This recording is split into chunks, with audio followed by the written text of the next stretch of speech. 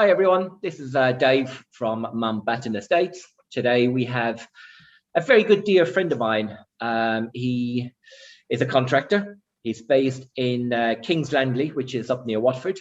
And the reason we're having a chat with Russell purely is because there's a lot going on in the development world, especially when it's contractors, build costs, price of materials. Everyone's got an opinion, but I really wanted to get to grips with someone on the ground dealing with the suppliers. I want to find out really, what should we be paying for stuff? Do we need to order in advance? And basically, what do we need to do to plan in order to try and keep our developments on track? So, Russell, over to you. Kindly introduce yourself. Tell us a little bit about yourself, and let's see where this goes. Okay, yeah, nice one. Thanks, Dave. I'm Russell Coomber from King's Construction Services, based in Kings Langley, Hertfordshire, just by Watford. We carry out refurbishments, whole house refurbishments, extensions, home alterations, all that kind of stuff, really. There's a team of 4 of us or 5, including myself, full time. And that's what we do. Whole house refurbs, ideally. So back to brick, brand new. And so, I take it you do new build conversions. What kind of areas have you focused on so far? Well, we used to travel quite a bit into London. That's getting trickier now. But trying to around this area, around Kings Langley, Watford, I think there's a lot more opportunity around here. And since over the past year and a half, I think a lot more people are moving out. They're moving out they're getting a lot more for their money. Yeah. So they're giving up let's say the 1 or 2 bed apartments in London, realizing what they can get out this way, and then extending, refurbing, and all that kind of stuff. And that's worked pretty well for us. Ideally, new builds, extensions. A few office buildings as well that we've done. Yeah, obviously, people working from home, that kind of stuff, and a lot of reconfiguring now that people are working from home and having their office at home. Hang on, let's move this around. And they've also spent a lot of time at home as well, and they're realizing, right, we've put this off for long enough, and now they're reconfiguring their homes. So there's plenty of work out there at the moment. I think that's actually a conversation I've had recently with one of my architects, where we're focusing on 1 and 2 bedroom apartments. How do we actually embrace what's happening with COVID? And we're designing stuff now with a little bit more amenity space, but more importantly, we're designing apartments where there is office space built into it, either on the stairs or maybe like a little study added in somewhere within that kind of square foot area. But yeah, something that has only kind of come around in the last 1 to 2 years. Yeah. So it also depends on the individual as well. Some people do want a full blown office. Some people are just happy laptop and a printer next to them. So you can either designate a whole room, or rather than that, fold it all up and it doubles up as another room or something in the living room. Yeah. But I think that you're right. I think that's quite a good selling point for even when you're selling and renting. If you've got good Wi-Fi, all that kind of stuff, people are looking for that now. So yeah. So Russell, I'm really keen to get on to this whole bowl of contention that is materials, the cost of materials. Everyone seems to have an opinion on it. The $1 million question. People are losing their shirt and their mind on this. Yeah. So let's explore this. Let's see where this goes. So tell me a little bit. Look, you're my man on the ground. You're speaking with the right type of people, the suppliers, the Travis Perkins, everyone. And what's happening? What's going on? What's being said? Tell me a little bit about where they expect prices to go. If there's any sentiment where they think it's going to be pulled back anytime soon. What are people saying on the ground? Well, I think back at the start, maybe spring, summertime, there were just massive shortages of everything. There was plaster, cement, plasterboard, timber. Ask anyone in construction. Timber has just gone. I think it's gone up. You can't really put a figure on it, because I speak, like you're saying, I speak to suppliers, and you get the price list, or you used to get a price list. This is what you're paying on your account now. I said, can I get my new prices? He said, there's no point. The prices are going up on a daily, sometimes hourly basis. I'm like, how am I expected to run my company or stick to a price if this is going up, you know? But you kind of like, it was creating a job within itself, because one place, right, with a sheet of ply was about £18. You're now paying like £43 for that sheet of ply. If you know you've got to buy 50, 60, 70, that's a big chunk of money. That's gone up by. So then you're kind of like ringing round and searching out for one who's got the materials, and also, even if you can get it £3-4 cheaper, if you're buying them kind of quantities, then you've got to go with that supplier. So I think it's eased off a bit now. There was plaster at one stage, cement, like I say. I think everyone especially in 2020, you couldn't get garden fence posts, fence panels, because everyone was sitting at home doing their garden that they've been putting off for years. We might as well do that now, you know. So you couldn't get that. So if you can't get that fence post, which was £15 odd, oh, hang on, we can get them, but we're going to charge you 22, 25. So and then the prices have stayed where they are. I think they've leveled off a bit now. I've heard the price of lumber and timber has come down a little bit, not a huge amount. It's come down a little bit. I mean, I was in Travis Perkins probably 6 weeks ago, or I think I got an email from them, and they said across the board around now, everything that we sell is going up by, I think they said 12%. I was like, well, Hank, that's kind of like profiteering, because that's not just someone saying there's a shortage of plaster, we can get it. I think when it first came about, I was paying something like £20 for a bag of plaster when we first let out after COVID, whereas normally you're paying around £8, something like that.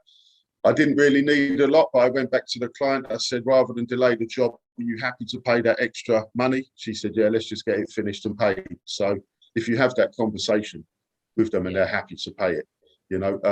But yeah, I think that it can't carry on, keep going up and up and up and up, because that's affecting people's the cost of the projects, and also profit margins and that kind of stuff, you know. I'm yet to go back on some of the projects that we've completed this year and find out exactly how much more I've paid for materials and how that's cut into my profit margin, you know. So, but yeah, I think it is starting to ease off a little bit.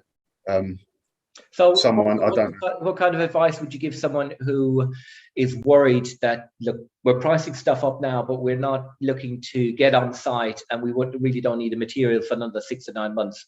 Should we be kind of panic buying now and stockpiling now, or, you know, what advice would you give someone? I know that there's certain people wouldn't let you do that. Or I know that roof tiles you couldn't get for something like 22 weeks. Wow. It was ridiculous. You could order them, and I was going into Skyline, and they were saying they're not telling us when they're coming in, so we can't tell you. So I think that's in a nutshell. That's kind of like too long. I don't think you can, at the moment anyway, judge for what's going to happen in 9 months' time. You know, I think that the main issue was when everybody was locked down. All the plants were shut down, making the plaster, making the cement, and that had a massive knock-on effect, making the roof tiles. You could certainly go direct to source and see our best price or what they're going to think, what they think might happen. But I think you just got to allow that in your contingency at the moment, you know, and just pray that it don't go up anymore. It's the way that it's rocketed. I mean, a sheet of ply for £20 going up to now £43-45. That's, everyone expects a price increase, but over a short period of time as well. That's that's crazy, you know. So my advice, I think, would be just to pray that it doesn't go up anymore. Because I don't even if you go into a builder's merchant and speak to them, if they can't tell you, then your hands are tied. What can you do? You know. The conversations I'm having with them as well is they don't really want you to sell it to you right now, because, and then for them to hold it, because they can literally just resell it themselves in 2 months' time for a lot more than what they're agreeing a price with you right now. So, you know, if you can buy it now and get someone to hold it, then fantastic. But the general feeling is, why should I hold it when I can just sell it for more? You know. Yeah. Well, I think if you're doing a big enough development and you do have some storage space, or maybe even consider this, try and get a container on site, so that if it is available, you've got a pallet of cement there, or a pallet of plaster, or you can get. So if you do have that space, maybe consider that. I know you've got the cost of the container or something, but that might be the feasible way, you know.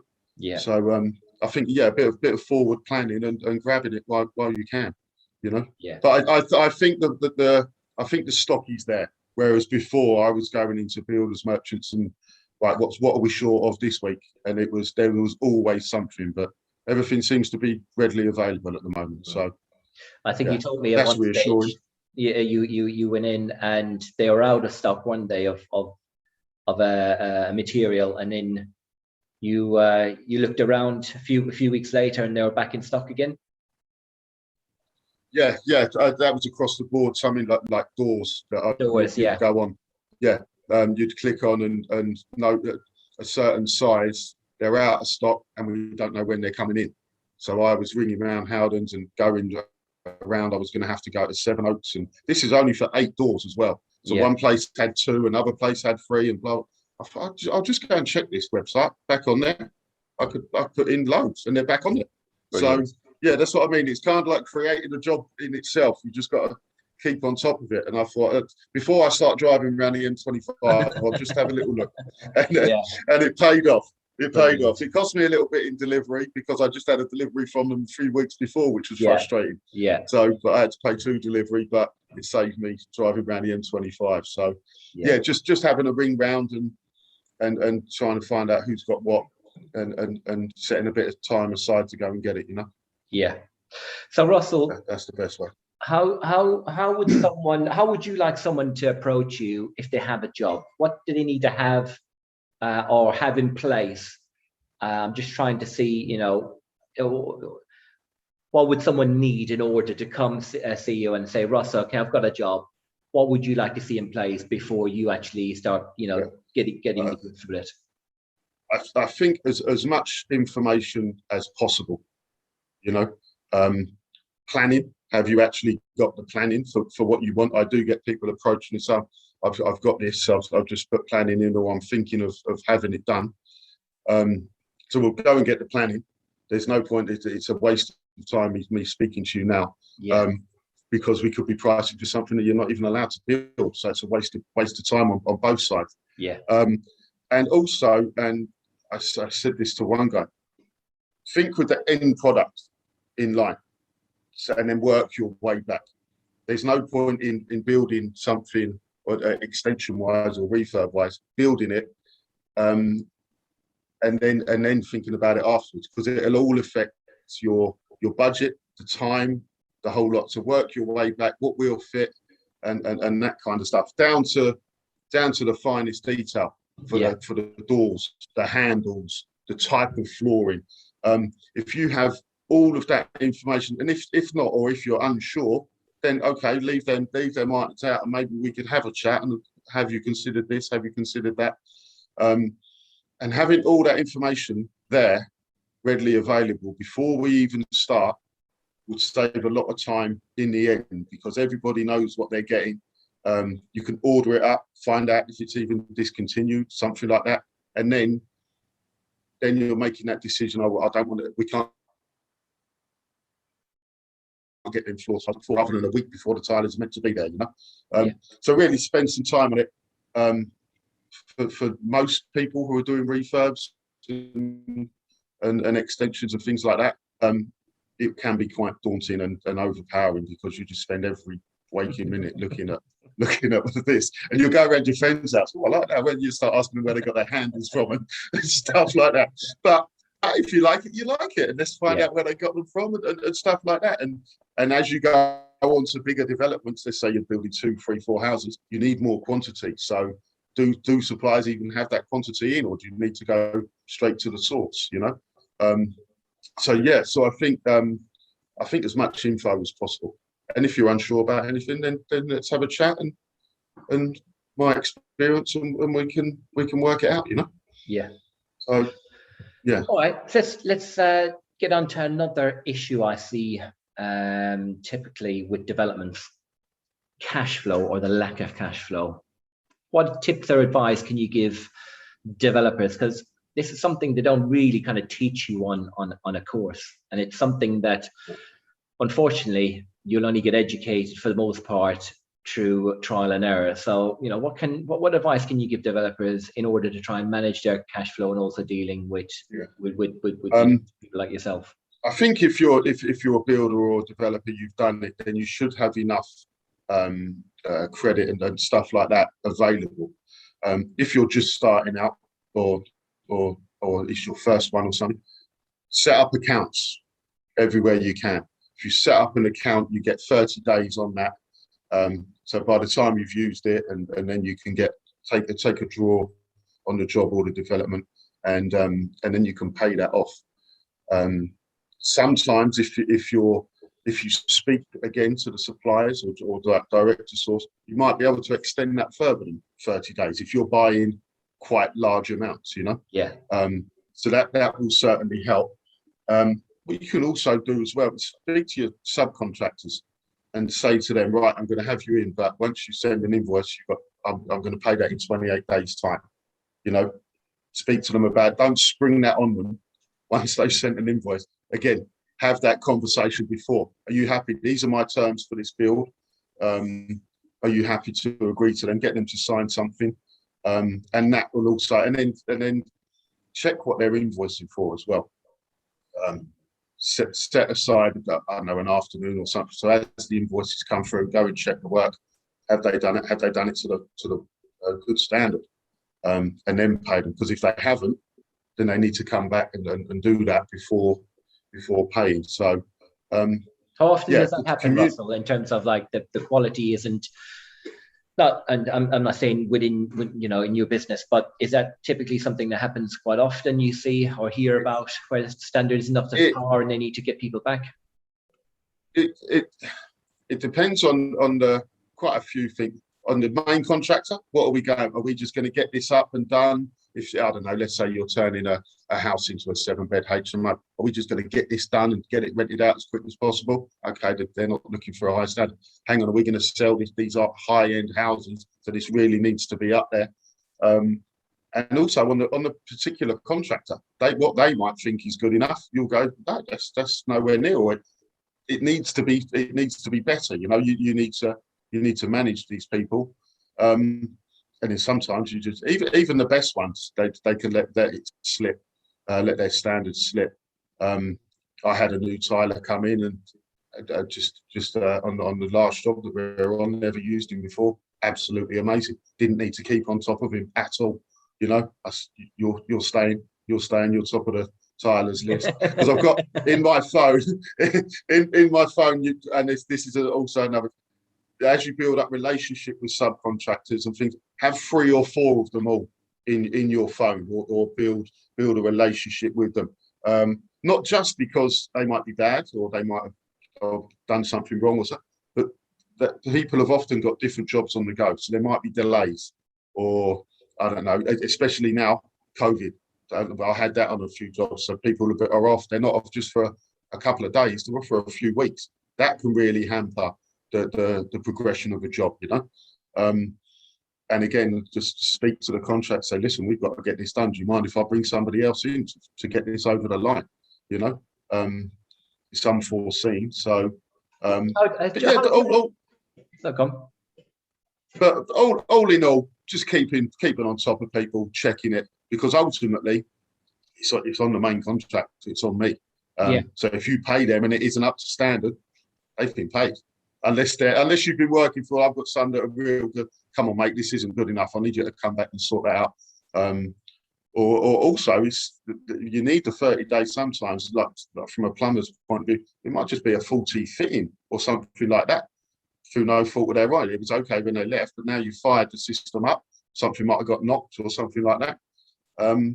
Ask them to come back and rectify it. And it's amazing that if you owe people money, how quick they come back and rectify stuff. I'm a sure. little bargaining tool, you know. Yeah. So, I was just thinking, when you were talking about subcontractors there, how do you actually vet your subcontractors? How do you actually, if you got any tips or ideas around that for people who are maybe looking to take on a carpenter or electrician, or you can ask someone who's used someone in the past, maybe see what their work is like. If you're gonna take on a fairly big project, maybe can I see some of the work that you've completed? Can I come and visit a working site? The job that we're moving on to in the new year, they visited 2 or 3 times as the job went on, and they were happy. And towards the end of it, they could see where we were, and we had a deadline to hit. We got let down by plasterers and painters, but somehow we pulled it through, and over a 24-week period, we were a week over. So I'll take that. So yeah, go and vet the people, ask them, see some work, ask other people's opinions of them as well. If they've got a website and things like that, they have previous jobs on there. Just maybe speak to them, say, can I speak to these people? Because what they might say to you, they'll say differently to somebody else, you know. So get their opinion. So yeah, and try and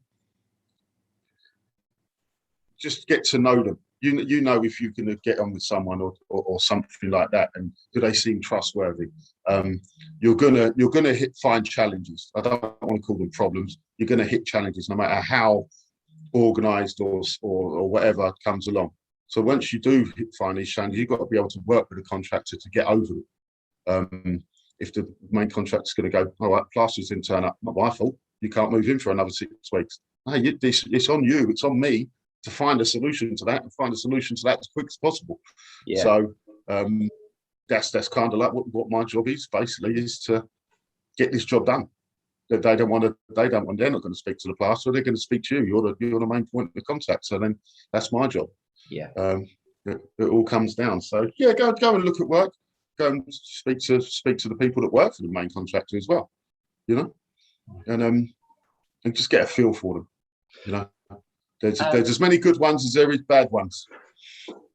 Would you say we need to be planning the project ahead and trying to get trying to get some materials and try and maybe get some of these subcontractors lined up? Because you know yourself, anyone who's half decent, they're always going to be busy, aren't they? So how do you actually manage that? Yeah, well, speak to them as early as possible. Communicate with them as early as possible. If you're thinking now, let's say for the new year, we've got another whole house refurb with the extension coming up in February time. So I'll be letting everybody know this is the schedule. Are you available? Are you interested? And keeping in contact with them and as much as possible. And when they agree, if they agree, as the build is going on, again, just keep in contact with them, because you might get a delay, they might get a delay. Right, we're ready for you a week early or 3 weeks later, because they might be able to book something else in. Yeah. So I think just try and tie them down, and just keep communicating. There's everyone's got the mobile phones now. When people say that, they don't turn up on site, anyway, we've got so many different ways of communication, and that really drives me mad, you know. And I want people to say that to me. Oh, we've been delayed. Like, let's say bricklayers, we've been delayed due to the weather. Thanks for letting me know. I can maybe get on with something else for the week, or I'll let the client know that. Because what you don't want to do is have the client or the developer turn up, nothing's happened in 3 weeks. Well, it's because the bricklayers got delayed. If you would have told them 3 weeks ago, you're not going to create not a conflict, but do you see what I mean? Yeah, and, I do. Yeah. Just keep everybody informed. Try and get the the contractors in. Like you say, if they're busy and they're good, you know, you want them to work for you. So if you're giving them as much notice as possible, it's a bit of reassurance for them as well. The job that they're finishing, oh, we've got another one to go on to, or Russell's got this 3-month job for us. So they can book their diary out and they know that they've got work as well, you know? So just communicate with people all the way along, and hopefully you're reducing the risk, if you like. Completely. Yeah. One topic that it really isn't kind of discussed too often is health and safety on a site. Now, I'm not too sure if people know this or not, but health and safety actually have the most amount of say on a site. They can shut you down, and it's down to their discretion when they want to give you the permission to reopen. And unless you've got all your ducks in a row and you're doing things way above an acceptable level, there is no chance that you're ever going to get that site reopened. So I'm really keen to explore your take on health and safety, what you do with your chaps, what kind of training you give them, what does that look like on site, and any other kind of tips or ideas you can maybe share with the people watching and listening today. No, you're absolutely right. I think it does get overlooked, and it's not until something happens that maybe we should have got that done, and all that kind of stuff. And as much as everyone's like, oh, right, we got even the basic stuff, high vis, boots, this, that, and the other. It's basic stuff. It's there for your protection. You know, it's a lot of it is common sense, looking out for everyone. It's everyone's responsibility to have it done. And once you do get a project, it might be a big development, 10 houses, say, or even just a simple refurb. You can go to the company, let them know how many people are going to be on site, give them as much info as possible. They can put the whole package together for you, and they'll actually work with health and safety, and they'll go, that's fine, that's passed, visit the site. You really want them on site, because they're not, everyone thinks that they're there to be a pain and to keep on, but it's for everybody. It's everybody's well-being, you know. And once you start doing it, everybody just gets used to it. You've got to have a certain amount of cleaning and washing facilities for the amount of people on site, all stuff like that. But there are companies out there that will do the whole lot. And you have to do this on a daily basis. You have to have a first aid book, people signing in and out, so that you know who's there and you can keep on top of that. And induction, inductions for everybody. And another thing as well, just while I remember, so going back to the subcontractors, have they got everything their side? Have they got all their public liability, employers liability, and all that? Because if they haven't, then it's on you as a main contractor. And you check and vet all that, do you, Russell? Yeah. Get all that paperwork over. And it's done yearly. So if you're going to use these people all the time, trying to build a relationship, you can just store it and you've got it all there, and check that they've got the right cover. And it is taken very seriously. It's someone's got to be responsible. If someone was to lose their life or something like that, and you can get massive fines and even go to prison. You can get locked up for this, and the developer. And even if it was an accident, but it could have been avoided. And if you've done absolutely everything and you can prove that, then you've got more chance of standing your ground. If it's negligence or something like that, and it can ruin people's lives, and it does, you know. So quite important. And there's so much out there. You can do a lot of this from home. You can get all the certain tickets of working in confined spaces, working at height, all these kind of things. You can familiarise yourself with that, and just keep educating your lads and keep an eye open. You know, that's even down to safe traffic management and things like that. You know, you can't walk in certain areas because you've got forklifts there and all stuff like that. So it can go simply from safety boots and ladders right up to, right, you're not allowed to walk over there because you've got vehicles in and out, you know. So yeah, that's a good point, because people do oh yeah, we'll just go and build something and hope for the best. So yeah, keep on top of that and factor that in, because the companies that can do it, and they'll have all the books, everything, and train you up as well. Factor that into your costs for the whole project as well. Brilliant. So yeah, very important. Russell, I have learned a huge amount. I can't thank you enough. I'm sure people listening and watching this today have got tremendous amount of value from this.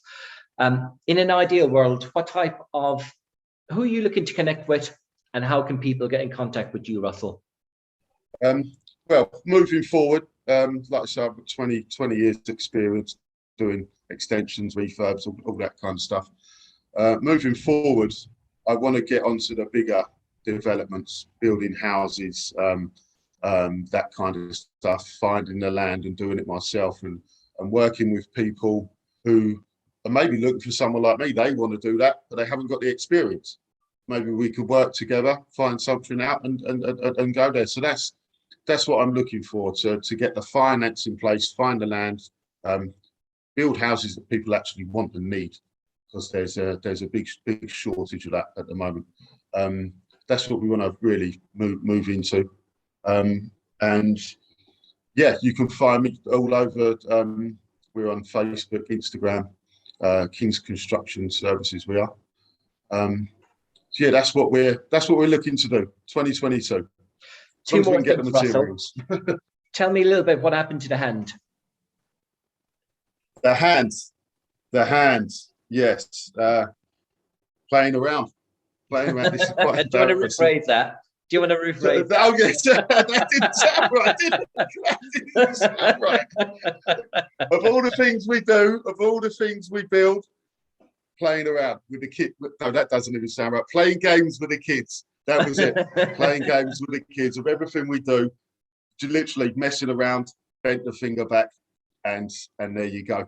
And that didn't help as well when we were busy trying to get a delayed job over the line. Literally just bent it back, and snapped it, and that's have an operation for it. Hopefully, it's good enough time to get the clubs back out in March. Yeah, I'll give you a good run for your money on the golf course. One final thing, I haven't asked you about a funny story or anecdote or a horror story. Tell me something that's happened on site which you can think of that might be amusing. Right.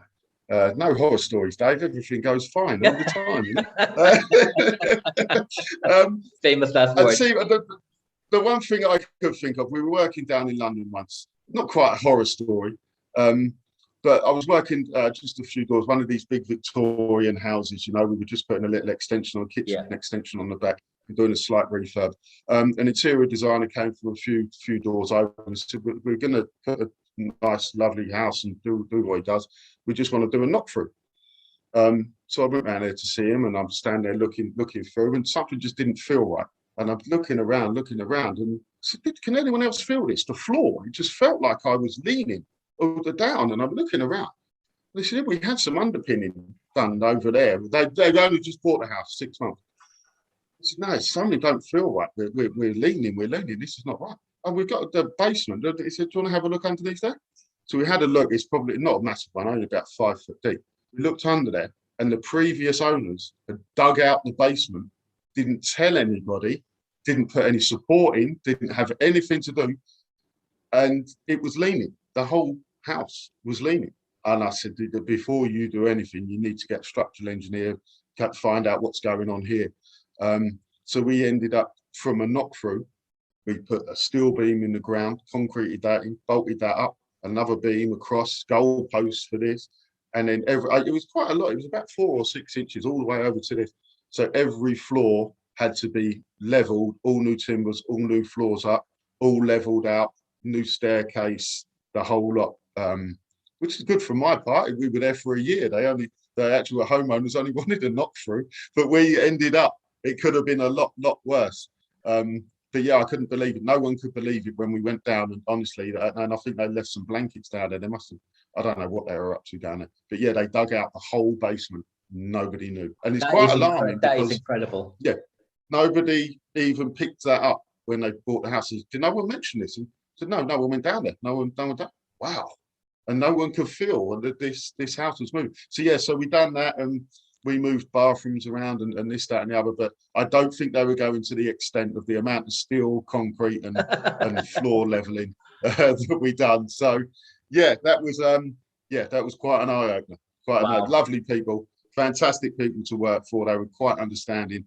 But yeah, I don't think they was expecting to spend that kind of money. You know? That is definitely a new one for the book. And that's the kind of thing that again, you got to work with somebody, and everybody worked together, and the house was done and checked, signed off, the whole lot. They had the structural engineers come out at every stage to make sure that it was all up to standard, you know. So fantastic. Yeah. Oh, wow. And on that note, Russell, thank you so much. It's been an absolute pleasure having you on, and listening to all that. Tremendous amount of value shared today, so thank you so much for that. There we have it. Russell, I will make sure your contact details are below this email, this video, and it'll have your email address, and just whoever's listening or watching to this, feel free to reach out to Russell. He's a good guy doing good things, and it's always good to connect good people together. So his details will be below this video. And on that note, we will wrap it up. All the best. Thanks a lot. Cheers, Dave. Thank you.